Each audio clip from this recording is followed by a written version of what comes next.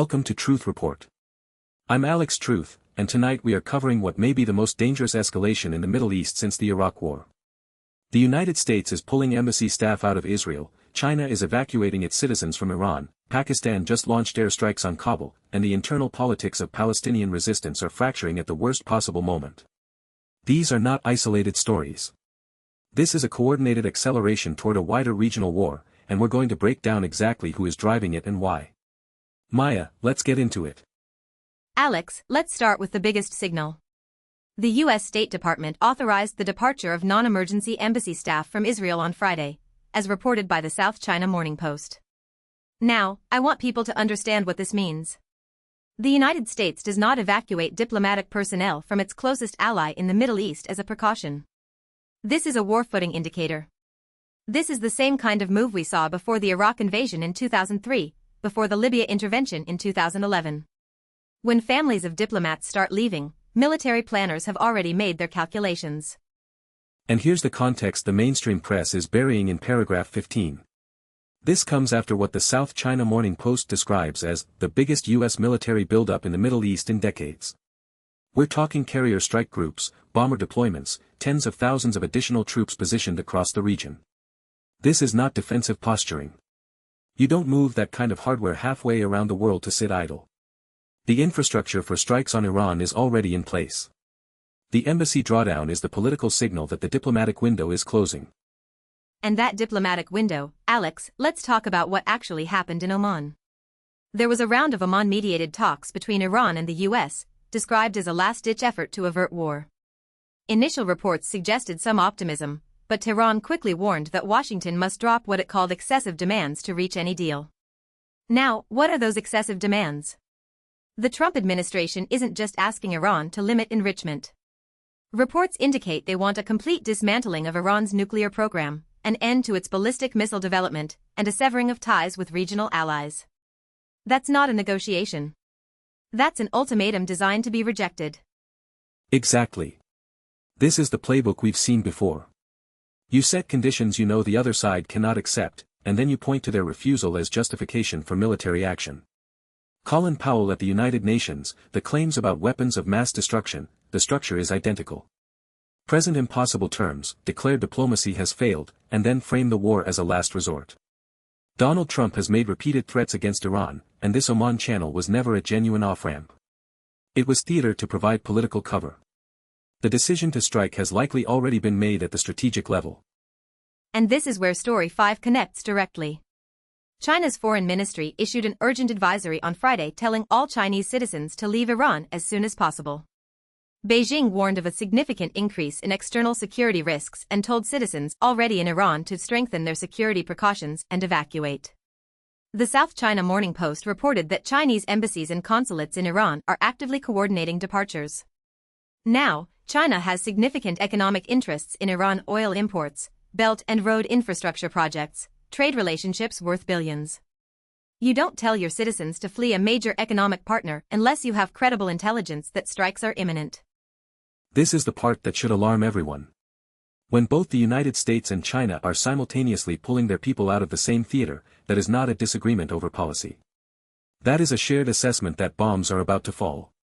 China's intelligence services have their own channels, their own satellite surveillance, their own human assets. If Beijing is reading the same situation as Washington, that Iran is about to be hit, then the question isn't whether strikes will happen, it's when. And notice the silence from European capitals. Where is London? Where is Paris? Where is Berlin? The absence of European diplomatic urgency tells you they've already been briefed and they're not going to stand in the way. And let's follow the money, because that always tells the real story. Defense stocks have been climbing steadily for weeks. Lockheed Martin, Raytheon, Northrop Grumman, all posting gains as this escalation builds. The military-industrial complex doesn't just profit from war, it requires war.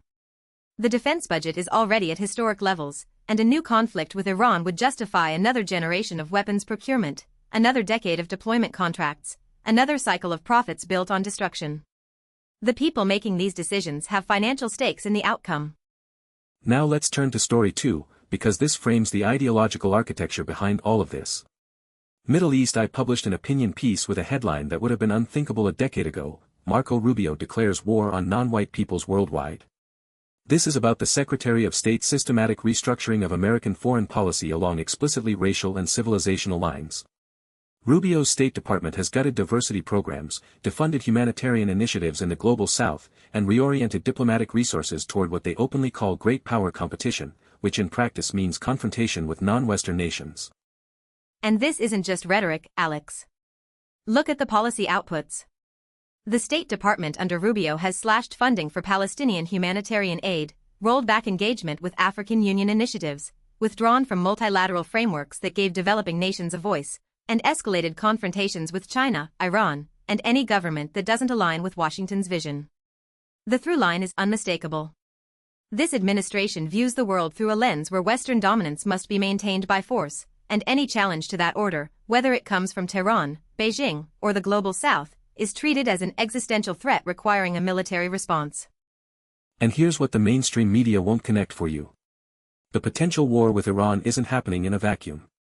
It's happening in the context of an administration that has explicitly articulated a worldview where American power must be projected aggressively against what it perceives as civilizational rivals. Iran isn't just a nuclear proliferation concern to these policymakers. It's a symbol of resistance to the American-led order.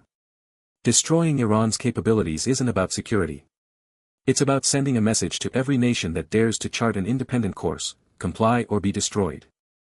Which brings us to the Palestinian dimension, Story 3. Middle East Eye reports that internal Fatah rifts have surfaced after a senior leader publicly backed Hamas. This is seismic. Fatah and Hamas have been rivals since the 2007 split, with Fatah controlling the Palestinian Authority in the West Bank and Hamas governing Gaza. For a senior Fatah figure to break ranks and endorse Hamas signals that the Palestinian Authority's strategy of cooperation with Israel and the West has lost all credibility among its own leadership. The genocide in Gaza has made collaboration politically and morally untenable. Let's be specific about why this matters. The Palestinian Authority under Mahmoud Abbas has been the cornerstone of the Western approach to the Palestinian question. The PA cooperates on security with Israel, it suppresses dissent in the West Bank, and it provides the diplomatic fiction that there is a peace process. In exchange, PA leadership gets international recognition and financial support. But after the devastation of Gaza, after tens of thousands of Palestinian deaths, that bargain has collapsed. When your own senior leaders are saying Hamas was right to resist, the entire framework of managed occupation is falling apart. And think about the timing. This Fatah fracture is happening precisely as the US is positioning for a wider war with Iran. Iran has historically been one of the primary backers of Palestinian resistance, providing funding, training, and political support to Hamas and other groups. If the US strikes Iran, it would be, among other things, an attempt to decapitate the external support network for Palestinian resistance. The war with Iran and the war on Palestine are not separate conflicts. They are two fronts of the same campaign to eliminate any challenge to Israeli regional dominance, backed by American military power. And who benefits from this Fatah split? Israel benefits enormously. A divided Palestinian political landscape means no unified negotiating partner, no coherent resistance strategy, no international pressure for statehood.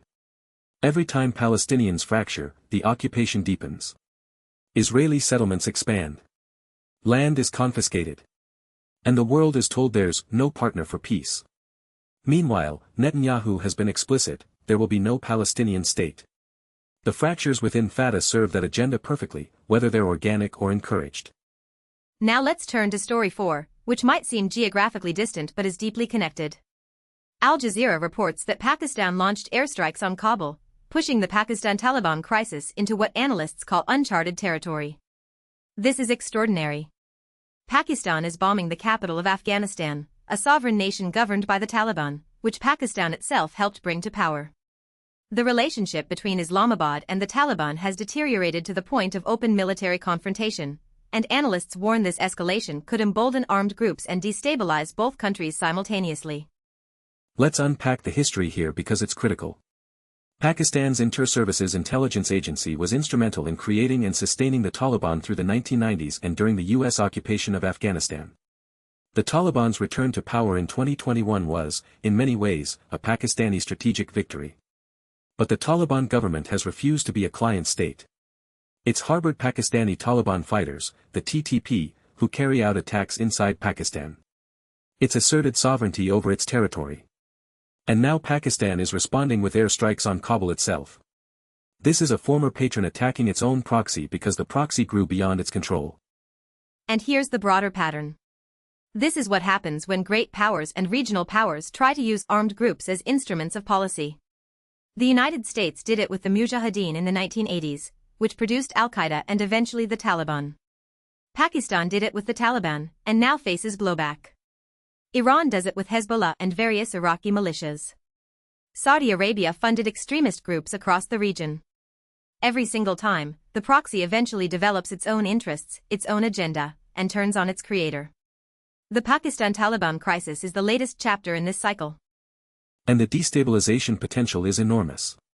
Afghanistan under the Taliban is already a humanitarian catastrophe, millions facing food insecurity, women stripped of basic rights, an economy in freefall. Pakistani airstrikes on Kabul will not weaken the Taliban's grip on power. They will kill civilians, radicalize populations, and create new grievances that fuel the next generation of armed groups. Meanwhile, Pakistan itself is dealing with economic crisis, political instability, and its own internal insurgencies. Both nations are being pushed toward a precipice, and the civilian populations on both sides will pay the price. And notice how this connects to the broader theme of tonight's coverage. In every one of these stories, we see the same pattern: powerful actors making decisions that protect their own interests while devastating civilian populations. The US builds up for war with Iran to maintain regional hegemony. Israel benefits from Palestinian division to entrench occupation. Pakistan bombs Kabul to manage a proxy gone rogue. And in every case, the people who suffer are ordinary people: Iranian families, Palestinian families, Afghan families, Pakistani families, who have no say in the decisions that determine whether they live or die. Let's also talk about what the media is doing with these stories, because the framing matters as much as the facts. The embassy drawdown from Israel is being reported as a precautionary measure. The military buildup is described as deterrence. The failed talks in Oman are presented as Iran being unreasonable. This is not journalism. This is narrative management. It is manufacturing consent for a war that will be catastrophic. Every major American media outlet that uncritically repeats administration talking points about Iran is complicit in laying the groundwork for what could become the deadliest conflict of the 21st century. And the South China Morning Post and Al Jazeera, our sources tonight, are providing more honest coverage precisely because they sit outside the American media ecosystem. That's not a coincidence. When the New York Times and CNN are embedded with the national security state, when their sources are Pentagon officials and State Department spokespeople, their reporting inevitably reflects those perspectives. You have to go to Hong Kong, to Doha, to London-based outlets like Middle East Eye to get reporting that asks the uncomfortable questions about American power. That should tell you everything about the state of press freedom in the United States. Let me bring this together. What we're looking at tonight is not 5 separate stories. It is one story. The American empire is escalating on multiple fronts simultaneously. A war with Iran would reshape the entire Middle East, destroy what's left of the nuclear non-proliferation framework, send oil prices into crisis territory, and kill potentially hundreds of thousands of people. The Palestinian political fracture weakens the last remaining structures of organized resistance to occupation. The Pakistan-Afghanistan crisis destabilizes South Asia. And at the center of all of it is an administration in Washington that has articulated an explicitly aggressive, dominance-oriented foreign policy. And we need to talk about the nuclear dimension, because it's being dramatically understated. Iran has been enriching uranium to 60% purity, close to weapons grade. A U.S. strike on Iranian nuclear facilities would scatter radioactive material across populated areas.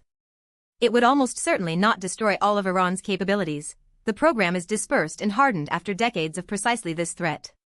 So the strikes would cause enormous civilian harm, environmental contamination, and regional fallout, while potentially accelerating exactly the outcome they claim to prevent. Iran racing to build an actual weapon as the only guarantee against future attack. The Iraq precedent is essential here. 23 years after the invasion, Iraq has never recovered.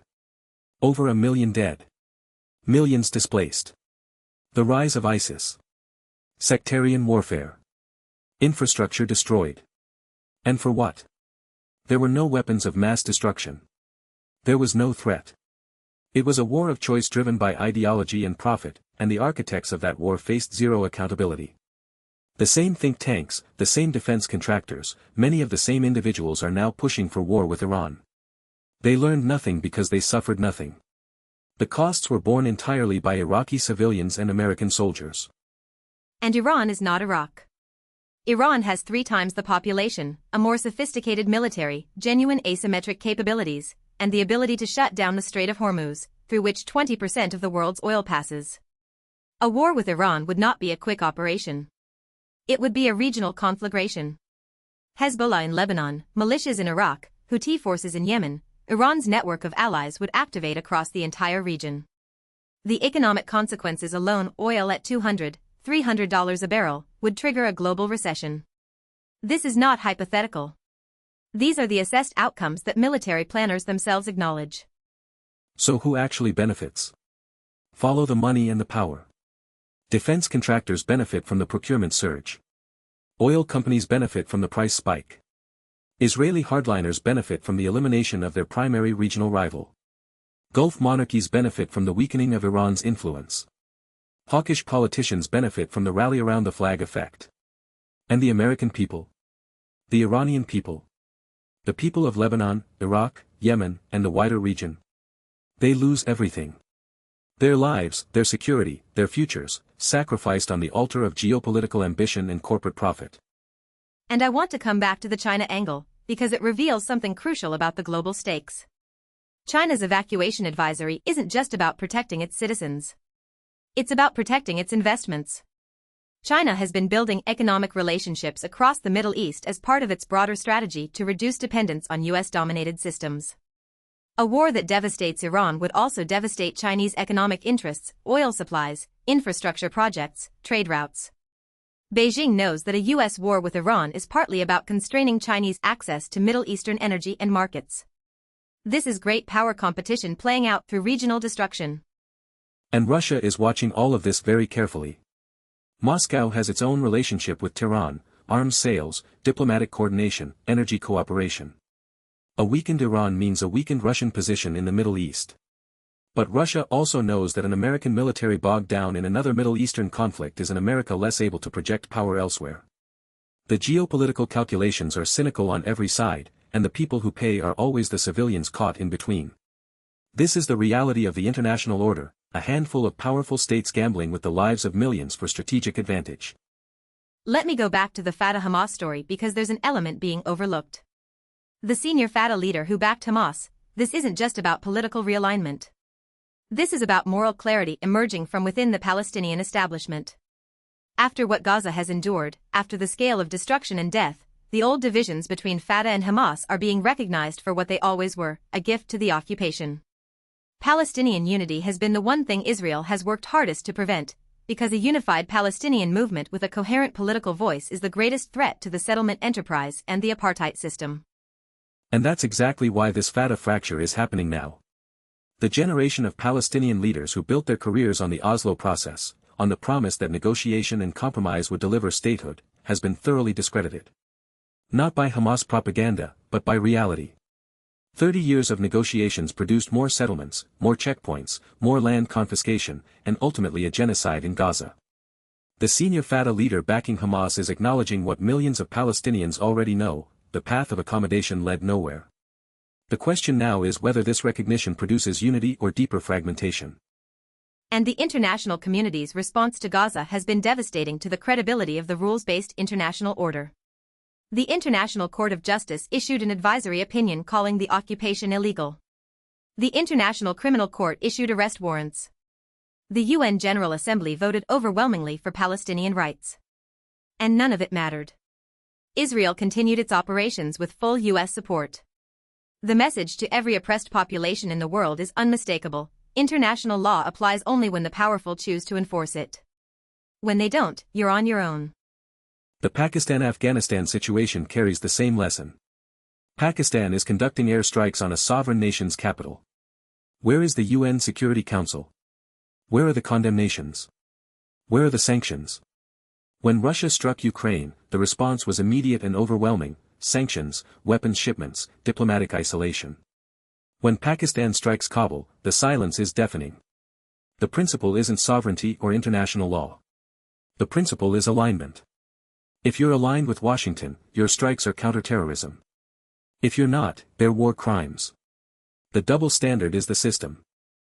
And this selective application of international norms is what's driving the global South away from Western institutions. Nations across Africa, Asia, and Latin America are watching. They see that the rules apply to some and not others. They see that humanitarian concern is deployed strategically. They see that democracy promotion means regime change in countries that resist, and unconditional support for autocracies that comply. The BRICS expansion, the de-dollarization efforts, the new regional security arrangements, these aren't anti-Western conspiracies. They're rational responses to a system that has proven itself to be fundamentally rigged. So where does this leave us? We have an administration moving toward war with Iran while the diplomatic community flees the region. We have Palestinian politics fracturing under the weight of genocide and betrayal. We have South Asia destabilizing as Pakistan attacks Afghanistan. And we have an American public that is largely unaware of how close we are to a catastrophic escalation, because their media is feeding them sanitized versions of administration talking points instead of the brutal reality of what's being planned. And that brings us to you, to everyone watching right now. This is not a spectator sport. These policies are being carried out in your name, with your tax dollars, by officials you elected or failed to hold accountable. Every bomb dropped on Iran will be stamped "Made in America." Every dollar spent on this war will be a dollar not spent on healthcare, on education, on infrastructure, on the things that actually make lives better. The military budget is already consuming resources that communities desperately need, and a new war will devour even more. Here's what you can do. First, diversify your information sources. Read the South China Morning Post. Read Middle East Eye. Read Al Jazeera. Read journalists who aren't beholden to the national security state. Second, contact your representatives, not with form letters, but with informed, specific demands. Demand congressional authorization before any strikes on Iran. Demand transparency about the military buildup. Demand accountability for the architects of the last catastrophic war who are pushing for the next one. Third, support independent journalism. The outlets doing real investigative work on these stories are chronically underfunded, while corporate media that serves as a Pentagon megaphone rakes in advertising revenue. Fourth, connect these issues. The war machine, the occupation, the destabilization, they're all fed by the same system of unchecked power and unaccountable decision-making. Join organizations working on peace, on Palestinian rights, on military spending accountability. Show up at town halls. Make this a political cost for every official who enables it. The window is closing. When embassy staff leave and evacuation advisories go out, the clock is ticking. Once the first missiles fly, the momentum of war takes over, and stopping it becomes exponentially harder. The time to act is before the bombs fall, not after. History will ask what we did in this moment, whether we watched in silence or whether we raised our voices loudly enough to matter. This is Alex Truth. And I'm Maya Clarity. We'll keep bringing you the stories that matter, from the sources that tell the truth. Stay informed, stay engaged, and stay loud. The powerful count on your silence. Don't give it to them. Good night.